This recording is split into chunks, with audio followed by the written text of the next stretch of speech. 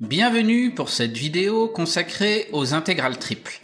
Nous nous proposons ici de voir si une intégrale triple peut être éclatée en le produit de trois intégrales simples. Il se trouve que de façon générale, cela est impossible. Cependant, sous réserve d'imposer deux conditions, cela devient possible comme nous allons le démontrer dans cette vidéo. Donc précisément, nous allons intégrer une intégrale triple sur un parallélépipède rectangle dont les côtés sont parallèles aux axes. Et en plus, nous allons calculer l'intégrale d'une fonction qui est très particulière puisqu'elle va être sous la forme f de x fois g de y fois h de z. Sous-entendu, f de x, une expression en x dans laquelle il n'y a pas de y ni de z, multiplié par g de y dans laquelle il n'y a pas de x ni de z, et multiplié par h de z, donc une fonction en z dans laquelle il n'y a ni x ni y. Donc dans ce cas-là, avec ces deux conditions précises, parallélépipède rectangle dont les côtés sont parallèles aux axes, et deuxième condition, la fonction qu'on intègre est sous la forme de ce produit-là dans lequel on peut séparer les variables, eh bien on est sûr que l'intégrale triple ici va s'éclater en produit de trois intégrales simples qui sont données ici. Donc avant de démarrer et de démontrer ce résultat, nous allons préciser quelques éléments du parallélépipède rectangle pour être sûr qu'on parle bien tous de la même chose. Donc lorsqu'on décrit le parallélépipède rectangle là, qui est ici représenté sur ce dessin-là, il faut voir que tous les points à l'intérieur du parallélépipède vont être décrits par les conditions x compris entre deux constantes qui sont notées ici A1 et A2, y compris entre deux constantes B1 et B2, et z compris entre deux constantes C1 et C2. Donc si vraiment il faut être plus précis, on peut faire en quelque sorte par rapport à ce dessin-là une vue de face pour bien comprendre que lorsqu'on regarde dans YOZ, eh bien on retrouve bien un rectangle qui est décrit justement avec Y entre B1 et B2 et Z entre C1 et C2. Si on fait une vue de gauche de cet élément-là, on récupère ce dessin-là dans le plan, donc XOZ, avec donc encore les mêmes conditions qui reprennent ce que j'avais annoncé au début. Et si on fait une vue de dessus, qui nous donne ici le XOY, on a encore un rectangle avec les constantes A1 et A2 en X, qui donne X entre A1 et A2, et Y entre B1 et B2. Donc maintenant qu'on a précisé ça, on se consacre vraiment à l'intégrale triple qu'on a annoncé au début. Donc on est sur le domaine d'intégration va être ce parallélépipède rectangle, et on va donc faire le calcul de ce que je note I, qui est donc l'intégrale triple sur oméga désignant donc tous les points à l'intérieur du parallélépipède rectangle, d'une fonction qui s'écrit donc sous la forme f de x multiplié par g de y multiplié par h de z, donc du coup dx, dy, dz. Donc lorsqu'on va faire le calcul de cette intégrale triple, on va procéder par sommation par pile. Donc pour ceux qui le souhaitent, vous pouvez aller revisionner ma vidéo là qui était appelée exemple 1 où je montrais comment faire la sommation par pile pour calculer une intégrale triple. Donc on calcule l'intégrale triple en disant que c'est l'intégrale double d'une intégrale simple. L'intégrale double à l'extérieur, on va l'intégrer en fait selon x et y, et donc forcément l'intégrale simple à l'intérieur des parenthèses sera par rapport à z. Maintenant, on détermine le domaine d'intégration de l'intégrale double ici située à l'extérieur, qu'on va appeler D. Donc c'est une intégrale double en x et y. Donc D, en fait, c'est on prend tous les points du parallélépipède rectangle et on les projette sur le plan x ou y. Donc ça va donc parallèlement au z. Donc ce qui va nous donner en fait cette projection-là, et le domaine D, donc c'est ce qu'on trouve au sol, c'est-à-dire le rectangle ici en orange. Et pour déterminer les bornes de l'intégrale simple qui est située ici à l'intérieur des parenthèses, eh bien on prend un point quelconque M dans le domaine D, donc ici un M par exemple ici, qui va avoir pour abscisse X et pour ordonnée Y. Et pour ce point-là, on regarde tous les points du parallélépipède rectangle qui sont situés à la verticale du point M. Donc ça nous donne tous les points ici en rose qui vont de ce point-là jusqu'au point ici au plus haut. Et c'est ça qui va nous donner en fait les bornes en Z dans notre intégrale simple.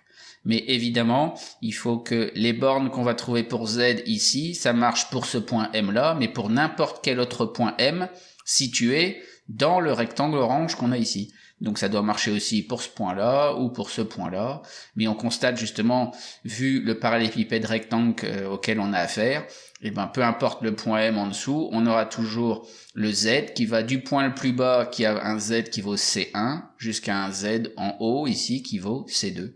Donc ça va tout le temps donner intégrale de C1 à C2 en Z.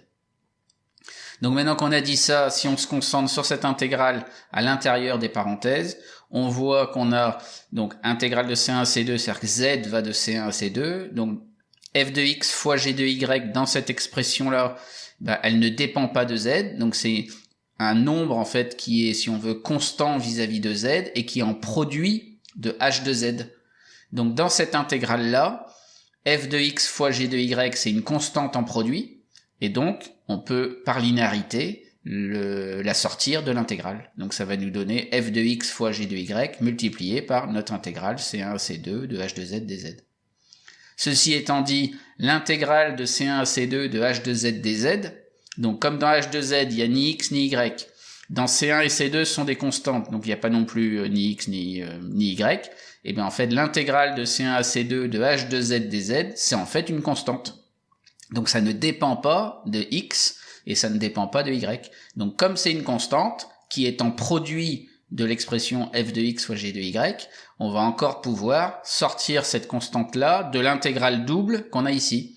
Puisque l'intégrale double, c'est elle est aussi linéaire, c'est-à-dire on a la linéarité de l'intégrale double, donc quand on a une constante en produit de notre fonction, et ben on peut la sortir de l'intégrale. Ce qui va nous permet en fait de sortir donc l'intégrale de C1 à C2 de h de z dz de l'intégrale double qu'on avait en dx dy. Donc ça permet déjà de voir apparaître une intégrale simple en produit dans notre intégrale triple qu'on avait au début. Donc il reste plus qu'à se concentrer sur notre intégrale double en x et y. Donc pour calculer l'intégrale double, on va faire comme on l'a déjà vu dans les vidéos précédentes, on va découper l'intégrale double en l'intégrale simple d'une intégrale simple. Donc pour l'intégrale à l'extérieur, on va l'intégrer donc en x, c'est un choix que l'on fait, hein, et donc forcément l'intégrale à l'intérieur sera en y. Donc pour déterminer d'abord les bornes de l'intégrale extérieure qu'on a ici en x, on réfléchit à quel est le domaine d'intégration de notre intégrale double, c'est le domaine D qui était le rectangle qu'on a ici au sol. Donc pour être plus à l'aise, on redessine ce domaine-là, mais dans le plan x, o, y. Donc ça va nous donner ici donc x, o, y qui est là. On a notre rectangle et on cherche les bornes. Donc x, il va, pour tous les points du rectangle, x, il varie de A1 jusqu'à A2. Donc ça nous fait ici les bornes qui vont de A1 jusqu'à A2.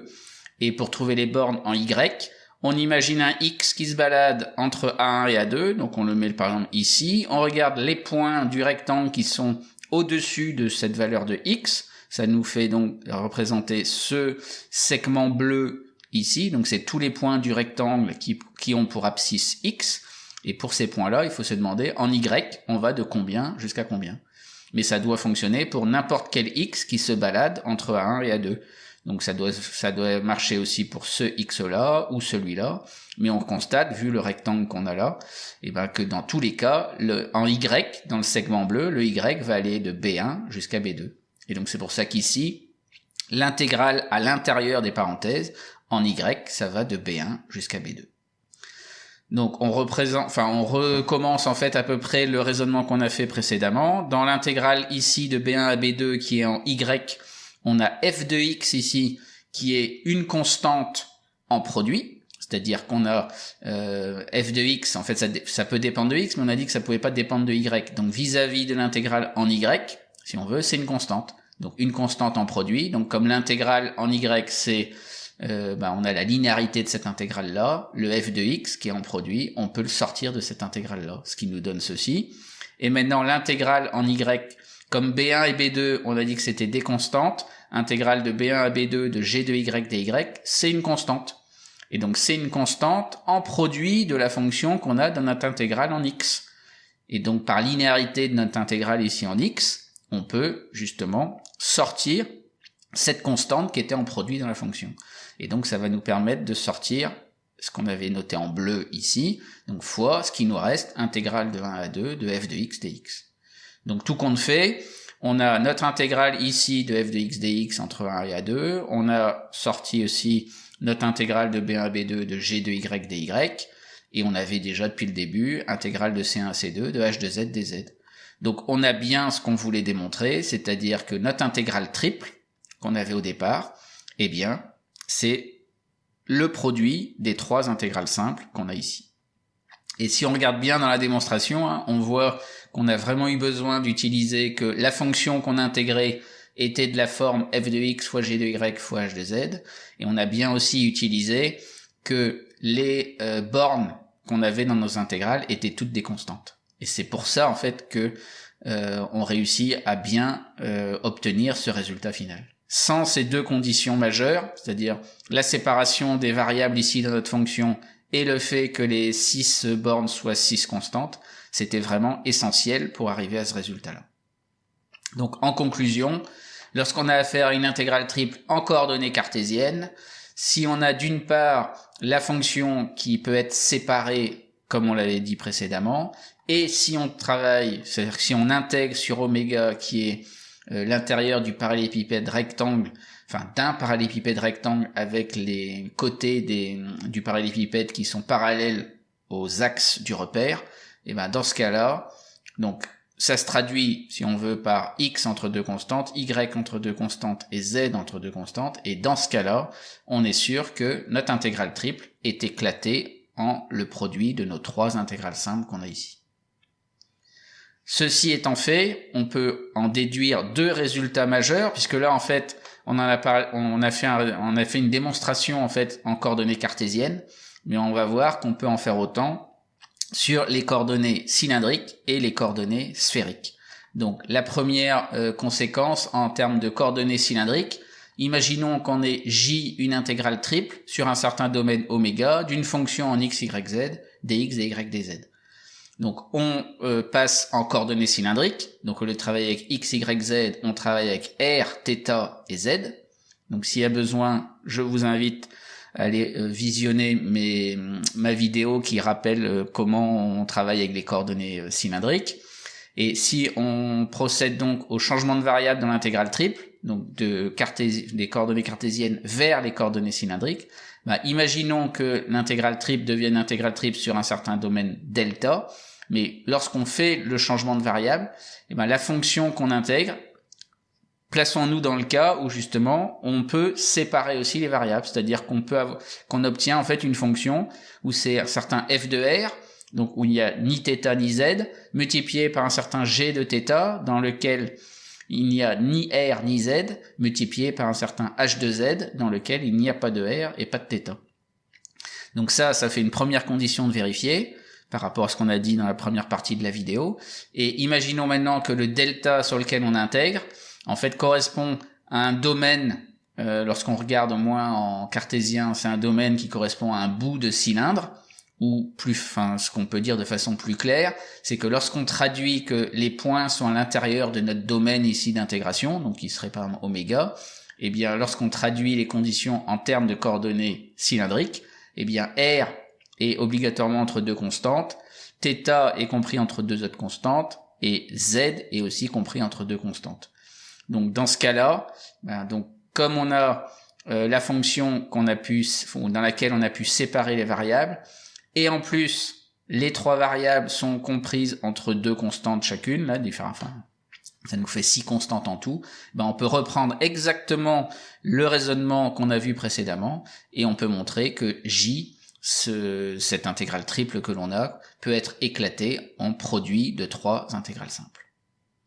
Et évidemment, pour la même raison, on peut faire la même chose en coordonnées sphériques, c'est-à-dire si on a une intégrale k a priori en x, y, z au départ, on bascule en coordonnées sphériques r, θ, phi, et bien dans ce cas-là, si la formule de changement de variable nous amène sur une fonction dans laquelle on peut encore séparer les trois variables, et si en plus on intègre sur oméga un domaine qui est un bout de sphère comme ça, dont les points à l'intérieur sont caractérisés par trois conditions de ce style-là, c'est-à-dire Rθ phi compris entre deux constantes chacune des trois variables, et ben là encore, on aura K qui est égal au produit des trois intégrales simples qu'on a ici.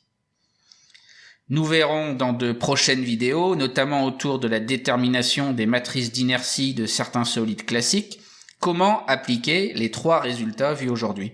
Je vous dis donc à bientôt pour d'autres vidéos.